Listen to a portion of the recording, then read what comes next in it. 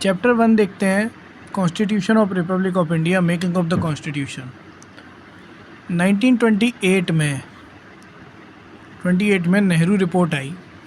मोतीलाल नेहरू, तेज बहादुर सप्रू और जयकर, इन्होंने सबसे पहले इंडिया को डोमिनियन स्टेटस देने की डिमांड करी। तो नेहरू रिपोर्ट आई थी 1928 में।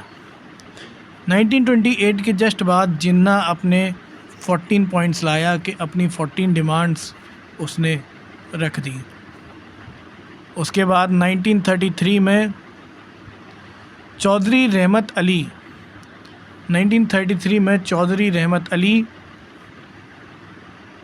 इन्होंने टर्म पाकिस्तान कॉइन किया। पी से पंजाब, ए से अफ़गानिस्तान, के से कश्मीर, एस से सिंध और तान से बलूचिस्तान, ये सारे इंक्लूडेड थे। 1933 में रहमत अली ने पाकिस्तान का टर्म कॉइन किया।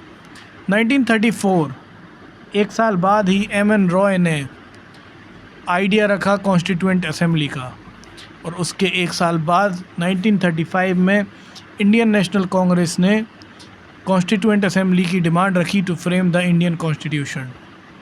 1935 के बाद 1940 में हम जानते हैं 1940 में आया था अगस्त ऑफ़र, और अगस्त ऑफ़र में कॉन्स्टिट्यूएंट असेंबली का प्रपोज़ल जो है, जो डिमांड है, वो मतलब फॉर्मली एक्सेप्ट हो गई थी। 1942 में आया क्रिप्स मिशन, और क्रिप्स मिशन ने जो कॉन्स्टिट्यूशन का प्रपोज़ल रखा था उसको रिजेक्ट कर दिया। क्रिप्स मिशन के थ्रू जो कॉन्स्टिट्यूशन का प्रपोज़ल था वो रिजेक्ट हो गया। अगस्त कॉन्स्टिट्यूशन का प्रपोज़ल जो था वो रिजेक्ट कर दिया था क्रिप्स मिशन ने 1942 में।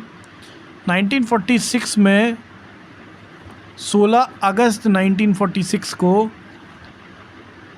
डायरेक्ट एक्शन डे के रूप में देखा गया। डायरेक्ट एक्शन डे ऑब्ज़र्व किया गया 16 अगस्त 1946 को। किसने किया था? जिन्ना ने। इसका लीडर जिन्ना था, और कोलकाता में ये स्टार्ट हुआ और मुंबई में एंड हुआ। रायट्स हुए, बहुत मारामारी हुई।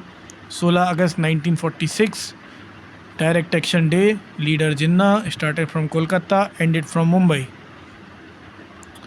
Next, cabinet mission plan. Cabinet mission plan CMP, सारी पार्टीज़ ने, ऑल पार्टीज़ ने 1946 में जो कैबिनेट मिशन प्लान आया था उसको एक्सेप्ट किया, जिसमें थे Lord Patrick Lawrence, sir Stafford Cripps और A.V. Alexander. Cabinet mission plan ने 2 कॉन्स्टिट्यूएंट असेंबली का आइडिया रिजेक्ट कर दिया था। 2 कॉन्स्टिट्यूएंट असेंबली नहीं बनेगी, कैबिनेट मिशन प्लान ने बोल दिया था। 2 सितंबर 1946 को interim government of India form हुई, और इसने फंक्शन किया टिल 15 अगस्त 1947, जब तक हमें आज़ादी नहीं मिल गई। 2 सितंबर 1946 को इंटरिम गवर्नमेंट हमारी फॉर्म हुई थी और फंक्शन किया था टिल 15 अगस्त 1947। कॉन्स्टिट्यूएंट असेंबली फाइनली 9 दिसंबर 1946 को पहली मीटिंग होती है कॉन्स्टिट्यूएंट असेंबली की, on the basis of cabinet mission plan 1946। तो 9 दिसंबर को पहली मीटिंग हुई थी, 9 दिसंबर को, जिसमें टोटल मेंबर्स थे 389। टोटल 389 मेंबर्स थे, जिसमें ब्रिटिश प्रोविंस के थे 292 मेंबर्स। 292 मेंबर्स ब्रिटिश प्रोविंस से थे। कमिश्नर प्रोविंस से थे 4 मेंबर्स। कमिश्नर प्रोविंस से 4 मेंबर्स थे, और प्रिंसली स्टेट से आए थे 93 मेंबर्स। बट मुस्लिम लीग ने बाइकआउट किया था इस पहले मीटिंग को। मुस्लिम लीग के बाइकआउट करने के बाद 211 मेंबर सबसे पहली मीटिंग में आए थे। टोटल मेंबर्स 389 थे, जबकि 211 मेंबर्स ही पार्टिसिपेट किए थे क्योंकि मुस्लिम लीग ने बाइकआउट किया था। पार्टीशन के बाद टोटल मेंबर्स 299 थे। 299 मेंबर्स पार्टिसिपेशन के बाद में आए, जिसमें से 229 मेंबर्स जो थे वो इंडियन प्रोविंस से थे। इंडियन प्रोविंस कितनी थी? 12 उस समय 12 टोटल इंडियन प्रोविंस थी, जिसमें से 229 मेंबर्स आए थे आफ्टर पार्टीशन, और 70 मेंबर्स आए थे। टोटल 70 मेंबर्स आए थे कहाँ से? 12 प्रिंसली स्टेट्स। प्रिंसली स्टेट्स भी 12 हुआ करती थी उस समय। तो टोटल 299, जिसमें से 229 इंडियन प्रोविंस से थे और 70 प्रिंसली स्टेट से थे।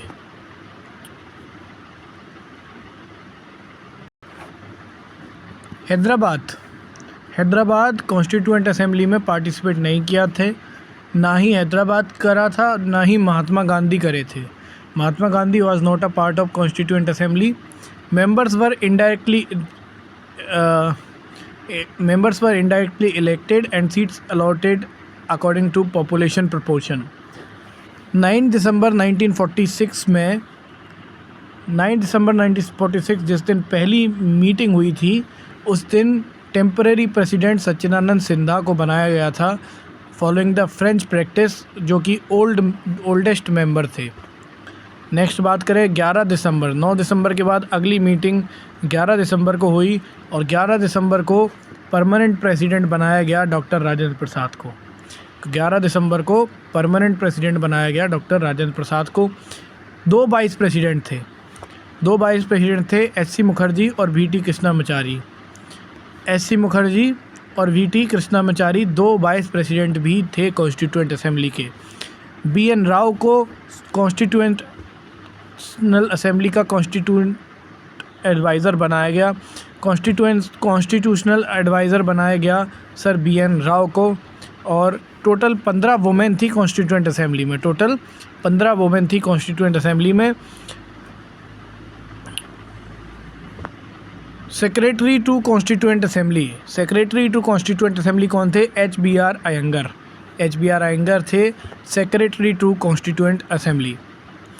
B.R. Ambedkar was the chairman of drafting committee. S.N. Mukherjee was the chief draftsman of the constituent assembly. Chief draftman थे S.N. मुखर्जी। तो S.N. मुखर्जी को चीफ ड्राफ्टमैन इसलिए बनाया गया क्योंकि ये अपने मुख से ऐसन मुख था, इनका ऐसन मुख था कि अपने मुख से ही ड्राफ्ट कर देते थे कॉन्स्टिट्यूशन को। इतनी पावर थी कि अपने मुख से ही ड्राफ्ट कर सकते थे, ऐसन मुख था इनका, ठीक है। और H.B.R. अयंगर को सेक्रेटरी बनाया गया। तो अयंगर आई सेक्रेटरी, ठीक है।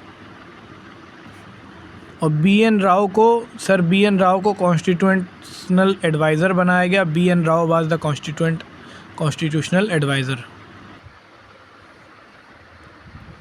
13 दिसंबर 1946 जिस दिन ऑब्जेक्टिव रिजोल्यूशन मूव किया था पंडित नेहरू ने,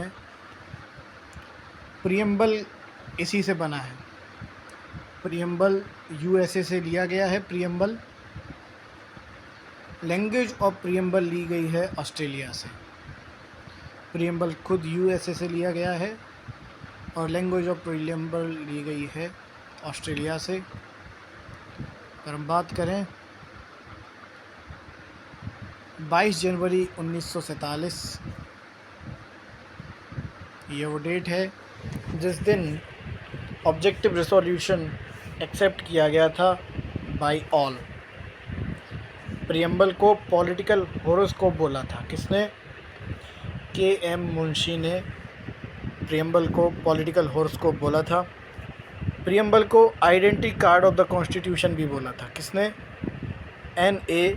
पालखीवाला ने प्रियम्बल को identity card of the constitution बोला था। अब यहाँ देखो होरोस्कोप कुंडली या बही खाता कौन देखता है? मुंशी देखता है। होरोस्कोप मतलब कुंडली या बही खाता, ये कौन देखता है? मुंशी देखता है। ठीक है।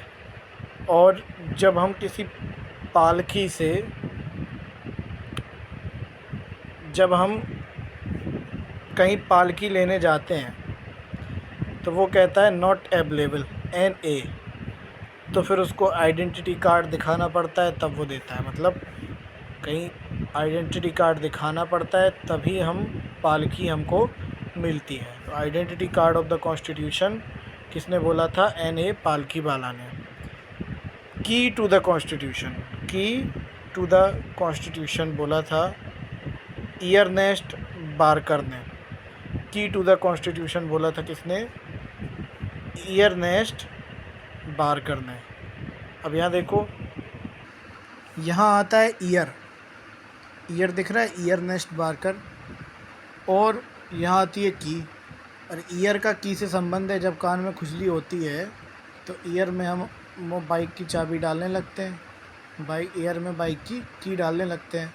तो इयरनेस्ट बारकर ने बोला था the key to the constitution. Soul of the constitution, soul of the constitution बोला था ठाकुरदास भार्गवा ने। अब यहाँ देखो, जब हम ठाकुर जी के दास हो जाते हैं, जब हम ठाकुर जी के दास हो जाते हैं तो हमारी आत्मा, हमारी सोल उनसे जुड़ जाती है। जब हम ठाकुर दाई की दास हो जाते हैं तब हमारी सोल उनसे जुड़ जाती है। नेक्स्ट है बेरूबारी केस।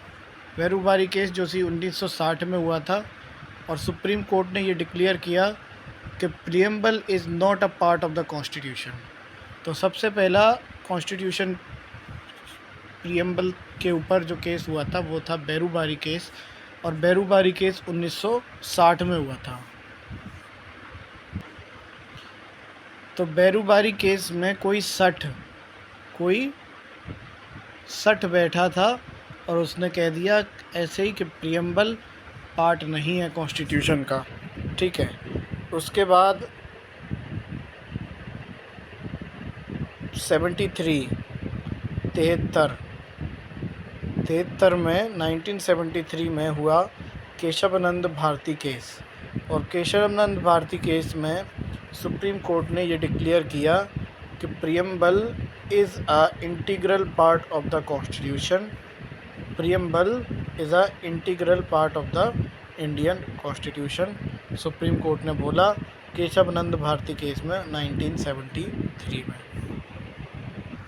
उसके बाद 1976 में 42nd कॉन्स्टिट्यूशन अमेंडमेंट एक्ट जो हुआ, उसने 3 न्यू वर्ड्स प्रीएम्बल में ऐड किए, socialist, secular and integrity. Socialist, secular and integrity 3 words preamble में ऐड किए गए। नेक्स्ट है Mountbatten plan. Mountbatten last viceroy थे फ्री इंडिया के, और पहले इंडियन गवर्नर जनरल थे Shri Rajagopalachari. First Indian governor general was Rajagopalachari. First Indian governor general was Rajagopalachari. Mountbatten plan, 3 June plan भी इसको बोलते हैं, और 3 जून 1947 को ये आया था, एंड उसने कहा था कि India is divided into India plus Pakistan. Mountbatten plan 3 जून का प्लान इसको बोलते हैं। 3 जून 1947 को ये माउंटबेटन प्लान लागू हुआ था। तो 3 जून 1947 के बाद आया 14 जुलाई 1947 का finally Indian independence act. Indian independence act 14 जुलाई 1947 को आया था, और फिर फाइनली हमारे इन फ्रीडम फाइटर्स ने ब्रिटिश को चौधा था। तो इसलिए 14 जुलाई 1947 को आया था इंडियन इंडिपेंडेंस एक्ट, और क्लीमेंट एटली थे प्राइम मिनिस्टर इंग्लैंड के जब इंडिया इंडिपेंडेंट हुई। इंडिया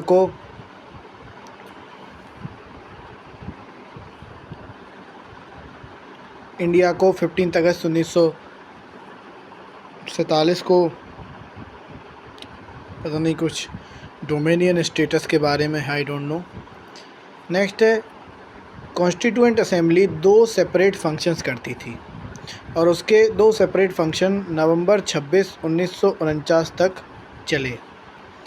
पहला फंक्शन वो एक लेजिस्लेटिव बॉडी की तरह काम करती थी और तब उसके चेयरमैन होते थे जी.बी. मावलंकर, और जब वो कॉन्स्टिट्यूएंट बॉडी की तरह काम करती थी तो उसके चेयरमैन होते थे doctor Rajendra Prasad. National flag adopt किया था 22 जुलाई 1947 को।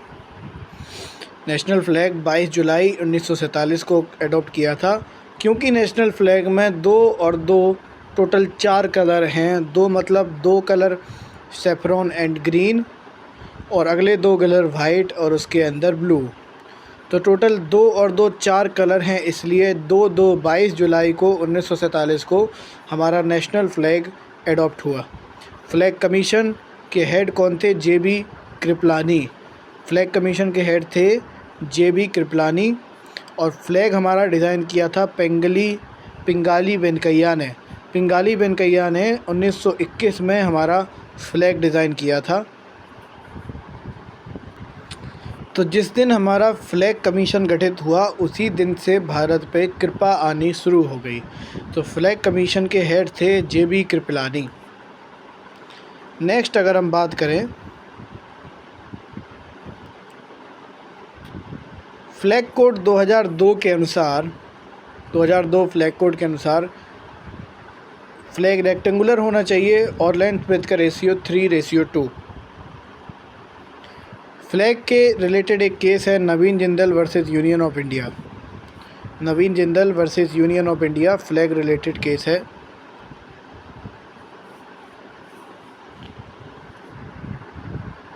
पहला national flag first national flag in India 7 अगस्त 1906 को पारसी बागान स्क्वायर, ग्रीन पार्क, कोलकाता में फहराया गया था। 7 अगस्त 1906 को पारसी बागान ग्रीन पार्क, कोलकाता में फहराया गया था।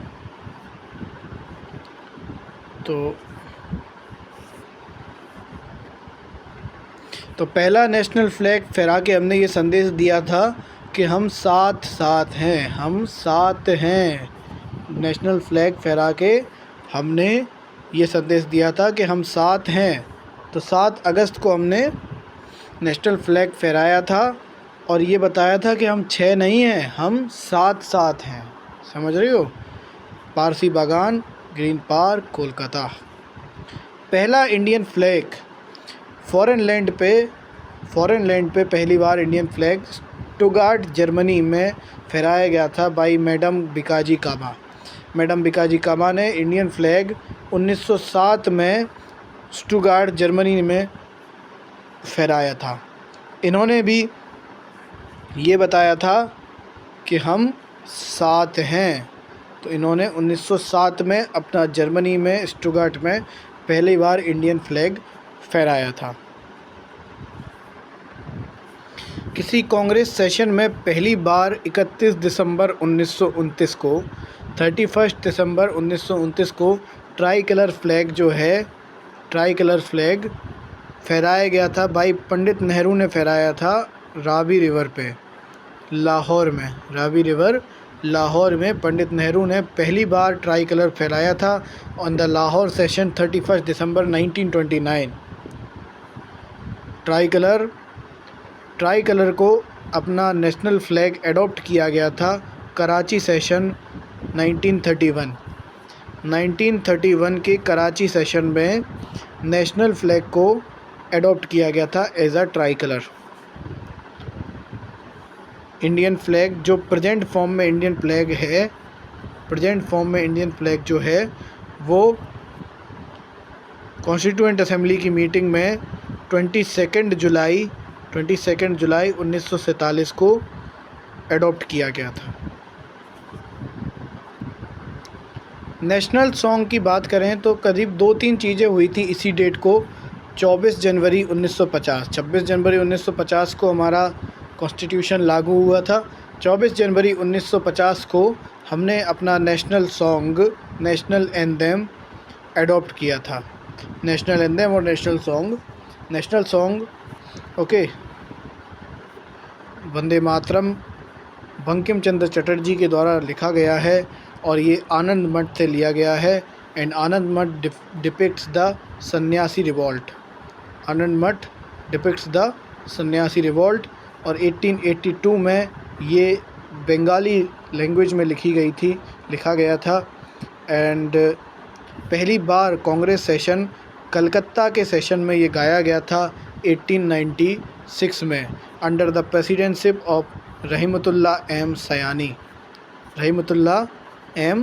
सयानी के प्रेसिडेंट में 1896 में पहली बार ये वंदे मातरम गाया गया था।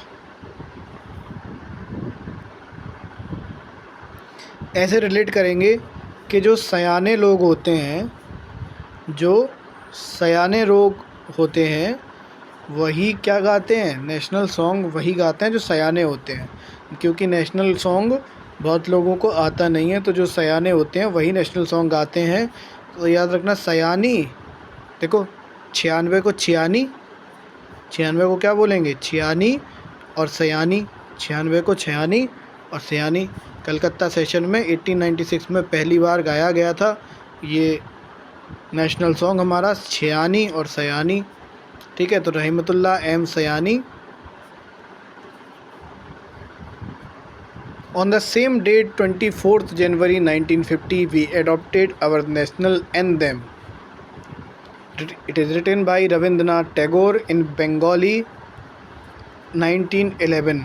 1911 में इसको रविंद्रनाथ टैगोर ने बंगाली में लिखा था, 1911। तो जब हम नेशनल एंथम हम स्कूल में गाते थे तो एक एक करके हम लाइन में लगते थे कि नहीं लगते थे। तो 1911 में रविंद्रनाथ टैगोर ने ये लिखा था बंगाली में और हमने 24 जनवरी 1950 को नेशनल एंथम को एडॉप्ट किया था। तो सन्यासी रिवोल्ट पे है ये आनंद मठ। रिकॉल करें तो 1882 में ये लिखा गया था। क्यों लिखा गया था? क्योंकि सन्यासी लोग इतने परेशान थे बेचारे। 82 मतलब बासी रोटी खा के जीवन गुजारते थे। वो चीज़ आनंद मठ में बंकिम चंद्र चटर्जी ने लिखी है, सन्यासी और 82 बासी। ठीक है, और 1911 में रविंद्रनाथ टैगोर ने ये नेशनल एंथम लिखा था, एक एक करके लाइन में लगते हैं। ठीक है, और इसमें एक नाम और आता है राम सिंह ठकुरी का, राम सिंह ठकुरी। इन्होंने भी नेशनल एंथम में कोई पार्ट, मतलब कंपोजिशन में कोई पार्ट है इनका। ड्यूरेशन बोलें तो 52 सेकंड की है ड्यूरेशन, हमारा अप्रॉक्सीमेटली 52 सेकंड की है। इसका शॉर्टर वर्जन जो है वो 20 सेकंड का है। पहली बार 27 दिसंबर 1911 में ये गाया गया था, मीटिंग ऑफ द कांग्रेस इन कलकत्ता में जो मीटिंग हुई थी कांग्रेस की, तो 27 दिसंबर 1911 में लिखा था। और ये कहते हैं कि जब 11 दिसंबर को या 11 या 13 दिसंबर को जब वो आया था, क्या बोलते हैं, किंग जॉर्ज भी 1911 में, उस टाइम पे ये उसके सम्मान में गाया गया था। फिर उसी को नेशनल हमारा जो एंथम है उसी चीज़ को 1911 में 27 दिसंबर 1911 को meeting of the Congress Calcutta में इसको एडॉप्ट कर लिया गया। 5 स्टांजा हैं इसके और हिंदी में आबिद अली ने ट्रांसलेट किया है। मोहम्मद इकबाल ने सॉन्ग लिखा था, सारे जहां से अच्छा हिंदुस्तान हमारा। 24 जनवरी को नेशनल सॉन्ग, नेशनल एंथम के बाद 24 जनवरी को ही राजेंद्र प्रसाद को इंडिया के पहले प्रेसिडेंट बनाया गया था? Rajendra Prasad was the elected as the first president of India on 24 January 1950। Election commission of India उसके अगले दिन 25 जनवरी 1950 को बनाया गया था, इसीलिए 25 जनवरी को हम नेशनल वोटर्स डे बनाते हैं। नेशनल वोटर्स डे हम 25 जनवरी को मनाते हैं। अब ये बताओ कि वो कौन सा आर्टिकल है जिसमें राइट टू वोट छपा हुआ है? तो 324 में तो हमारा इलेक्शन कमीशन ऑफ इंडिया है और राइट टू वोट है आर्टिकल 326 में। 326 में है राइट टू वोट। 25 जनवरी को हम मनाते हैं नेशनल वोटर्स डे, क्योंकि इसी दिन 1950 को election commission of India form हुई थी। तो जनवरी 24 में 3 चीज़ें हुई। एक तो नेशनल सॉन्ग एडॉप्ट हुआ, फिर नेशनल एंथम एडॉप्ट हुआ और राजेंद्र प्रसाद को प्रेसिडेंट बनाया गया। जनवरी 25 को हमारा election commission of India form हुआ और जनवरी 26 को हमारा national emblem of India adopt हुआ। जनवरी 26 को हम national emblem of India adopt हुआ from Sarnath lion capital of Ashoka, जो कि 4 डिफरेंट एनिमल्स जिसमें हैं। कौन कौन से? Asiatic lion, elephant, bull and horse. Asiatic lion, elephant, bull and horse 4 चीज़ें नेशनल एम्बलम में हैं और इसको डिज़ाइन किया है दीनानाथ भार्गवा ने। दीनानाथ भार्गवा ने इस हमारे नेशनल एम्बलम को डिज़ाइन किया है और हमारा मोटो है सत्यमेव जयते। नेशनल एम्बलम का जो मोटो है वो है सत्यमेव जयते, जो कि मुंडका उपनिषद से लिया गया है। मुंडका उपनिषद, ठीक है। तो 24 जनवरी को जो चौथी चीज़ हुई थी वो थी कि ये 24 जनवरी का जो था वो कॉन्स्टिट्यूएंट असेंबली का 24 जनवरी जो है वो फाइनल सेशन था। 24 जनवरी कॉन्स्टिट्यूएंट असेंबली का फाइनल सेशन था। 284 मेंबर्स ने इसको साइन किया था। 284 तो 24 के बीच में क्या आ रहा है? 8 आ रहा है, क्योंकि 4 दूनी क्या होता है? 8 होता है। तो ऐसे देखो 24 जनवरी 2 4 लिख दो और इनको मल्टीप्लाई करके लिख दो। तो 284 मेंबर्स ने इसको साइन किया था। And it continues to be the provisional parliament of India until from 26 जनवरी 1950, जब तक नया पार्लियामेंट नहीं बना, जब तक फर्स्ट जनरल इलेक्शन नहीं हुए 1952 में, ठीक है, तब तक ये प्रोविजनल पार्लियामेंट रही इंडिया की 26 जनवरी 1950 से। टोटल सेशन बात करें तो टोटल सेशंस 11 हुए थे कॉन्स्टिट्यूएंट असेंबली के। 2 साल 11 महीने 18 दिन का टाइम लगा था और 64 लाख रुपए खर्च हुए थे। The Constitution of India was adopted. Constitution of India was adopted on 26 नवंबर 1949 by the Constituent Assembly और इस दिन को द कॉन्स्टिट्यूशन डे के रूप में मनाया जाता है। 26 नवंबर 1949 को we the people of India have provided ourselves the constitution of India, ठीक है।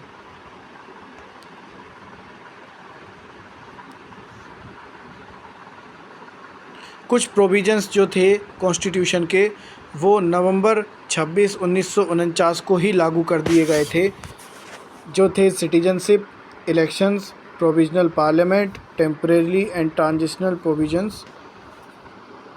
तो कुछ जो प्रोविजंस थे वो 26 जनवरी 1949 को ही लागू कर दिए गए थे, जिस दिन कॉन्स्टिट्यूशन हमने अपनाया था। वो थे सिटीजनशिप पहला, दूसरा था इलेक्शंस, तीसरा था प्रोविजनल पार्लियामेंट और कुछ जो आर्टिकल्स के जो प्रोविजंस हैं वो, जैसे आर्टिकल 5, 6, 7, 8, ये तो 9, ये तो सिटीजनशिप के आर्टिकल्स हैं, ठीक है। 324 इलेक्शन कमीशन ऑफ इंडिया है ना, और बाकी ये 366, 67 ये वाले प्रोविजंस भी शामिल किए गए थे।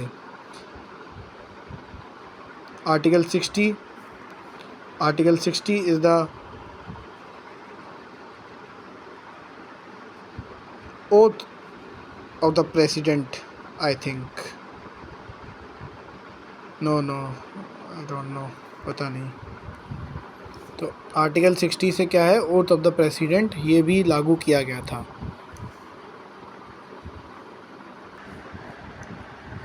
देन इंडियन इंडिपेंडेंस एक्ट 1947 और गवर्नमेंट ऑफ इंडिया एक्ट 1935, ये दोनों एक्ट रिपील करे गए थे बाई आर्टिकल 395। इस आर्टिकल से इन दोनों एक्ट्स को रिपील कर दिया गया था। मेजर पार्ट जो है 26 जनवरी 1950 को जो कमेंसमेंट डे था हमारा, उस दिन हुआ था। 26 जनवरी 1930 को पूर्ण स्वराज डे मनाया गया था कांग्रेस को, और उस दिन को इंडिपेंडेंस डे मान के पूर्ण स्वराज डे मनाया गया था 26 जनवरी 1930 को। इसी वजह से 26 जनवरी 1950 को कॉन्स्टिट्यूशन को कमेंसमेंट किया गया। 26 जनवरी 1930 को हमारा पूर्ण स्वराज डे था। बीटिंग रिट्रीट सेरेमनी 29 जनवरी को होती है। एवरी ईयर 29 जनवरी को होती है बीटिंग रिट्रीट सेरेमनी। और India ratified its membership of Commonwealth in May 1949। तो मई 1949 को इंडिया ने अपनी कॉमनवेल्थ की मेंबरशिप को रेटिफाई किया था, मई 1949। तो देखते हैं वो पहली कंट्री जिसने कॉन्स्टिट्यूशन बनाया वो थी USA. First country to make the constitution USA थी। लार्जेस्ट कॉन्स्टिट्यूशन इसके डिवीज़न से पहले यूगोस्लाविया का था। यूगोस्लाविया का लार्जेस्ट कॉन्स्टिट्यूशन था। अब इंडिया का लेंथीएस्ट रिटन कॉन्स्टिट्यूशन है। रिटन कॉन्स्टिट्यूशन हम यूएसए से बोरो करे हैं। रिटन कॉन्स्टिट्यूशन, अनरिटन कॉन्स्टिट्यूशन कहाँ का है? UK, China, New Zealand, Israel, Saudi Arabia, इन कंट्रीज़ का अनरिटन कॉन्स्टिट्यूशन का है। इंडियन कॉन्स्टिट्यूशन बोथ फ्लेक्सिबल भी है और रिजिड भी है। It is the blend of flexibility and rigidity. तो इंडिया में रिजिड क्या है कॉन्स्टिट्यूशन में? प्रोविजंस ऑफ फेडरल सिस्टम, ये रिजिड है, और प्रोविजंस ऑफ यूनिटरी गवर्नमेंट, ये फ्लेक्सिबल है। I don't know what they want to say. World का मोस्ट अमेंडेड कॉन्स्टिट्यूशन कौन सा है? अपना Indian constitution is the most amended constitution of the world. जब वर्ल्ड का मोस्ट ट्रांसलेटेड कॉन्स्टिट्यूशन है south African constitution. Federal system with unitary bias, ये federal system with unitary bias ये हमने बोरो किया है गवर्नमेंट ऑफ इंडिया एक्ट 1935 से। Federal structure जो है, फेडरल स्ट्रक्चर ये हमने कनाडा के कॉन्स्टिट्यूशन से लिया है। फेडरल स्ट्रक्चर कनाडा के कॉन्स्टिट्यूशन से लिया है। Next, procedure of amendment, procedure of amendment हमने साउथ अफ्रीका से लिया है। ऐसे याद रखना कि गांधी जी ने साउथ अफ्रीका के कॉन्स्टिट्यूशन को अमेंड करवा दिया था, इसलिए जो प्रोसीजर ऑफ अमेंडमेंट है वो हमने साउथ अफ्रीका से लिया है। कुछ लोगों ने इंडिया के कॉन्स्टिट्यूशन के बारे में कमेंट्स किए हैं। इंडिया के कॉन्स्टिट्यूशन को क्वासी फेडरल या कोऑपरेटिव फेडरलिज्म बोलने वाले कौन थे? केसी वेयर। मतलब यहाँ भी क्वासी आया है और यहाँ भी केसी, तो केसी क्वासी याद रखना। इंडिया का सेकुलर फीचर जो है वो यूएसए के कॉन्स्टिट्यूशन से लिया गया है, और 42nd अमेंडमेंट एक्ट 1976 के थ्रू प्रीएम्बल में ये सेकुलर वर्ड डाला गया है। तो सेकुलर वर्ड जो है वो यूएसए के प्रीएम्बल भी यूएसए से लिया गया है और सेकुलर वर्ड भी यूएसए से लिया गया है। इंडिया यूनिटरी की तरह वर्क किया था in the time of emergency. Unitary की तरीके से वर्क करती है government. 352, 356, 360 they articles deal with emergency. Parliamentary form of government, ये प्रोविज़न यूके से लिया गया है, पार्लियामेंट्री फॉर्म ऑफ गवर्नमेंट, क्योंकि पार्लियामेंट सबसे पहले यूके में ही है। रिटन कॉन्स्टिट्यूशन यूएसए से बोरो किया गया है। डीपीएसपी हमने आयरलैंड से लिए हैं और कहीं कहीं स्पेन भी हो सकता है। आयरलैंड और स्पेन से लिए हैं हमने डीपीएसपी। फंडामेंटल राइट्स यूएसए के बिल ऑफ राइट्स से लिया गया है। फंडामेंटल ड्यूटीज़ हमने यूएसएसआर से लिया है। रसिया अभी अपनी कोई ड्यूटी नहीं निभा रहा है। 42nd कॉन्स्टिट्यूशनल अमेंडमेंट एक्ट 97 और 42nd कॉन्स्टिट्यूशनल अमेंडमेंट 92nd, इससे हमने फंडामेंटल ड्यूटीज़ बरो करी थी। अमेंडमेंट ऑफ द कॉन्स्टिट्यूशन हमने साउथ अफ्रीका से लिया है। प्रेसिडेंशियल इलेक्शन का प्रोसीजर हमने आयरलैंड से लिया है। आयरलैंड तो आए रे हमारे प्रेसिडेंट के इलेक्शन, आए रे हमारे प्रेसिडेंट के इलेक्शन, आए रे। अब हम देख रहे हैं रिटन कॉन्स्टिट्यूशन किन किन कंट्रीज़ का है। USA, India, Australia, Canada, France, Japan, Italy, इन सब का USA, India, Australia, Canada, France, Japan, Italy, इन सब का रिटन कॉन्स्टिट्यूशन है। UK, New Zealand, Israel, Saudi Arabia, इनका अनरिटन कॉन्स्टिट्यूशन है। और आयरलैंड का स्मॉलेस्ट कॉन्स्टिट्यूशन है। स्मॉलेस्ट कॉन्स्टिट्यूशन किसका है? आयरलैंड का है। ठीक है। एक चीज़ और, गवर्नमेंट ऑफ इंडिया एक्ट ने 1945 ने क्या प्रोवाइड किया था? प्रोविंशियल ऑटोनॉमी का प्रोविज़न प्रोवाइड किया था और इसने एक फेडरल कोर्ट बनाया था और फेडरल पब्लिक सर्विस कमीशन का इस्टेब्लिशमेंट किया था। Provincial autonomy, federal court and federal public service commission, ये 1935 के एक्ट ने कहा था। जो फेडरलिज्म है वो हमने कनाडा की कॉन्स्टिट्यूशन से लिया है और जो प्रोविंशियल ऑटोनॉमी है, provincial autonomy came into force on 1 April 1937।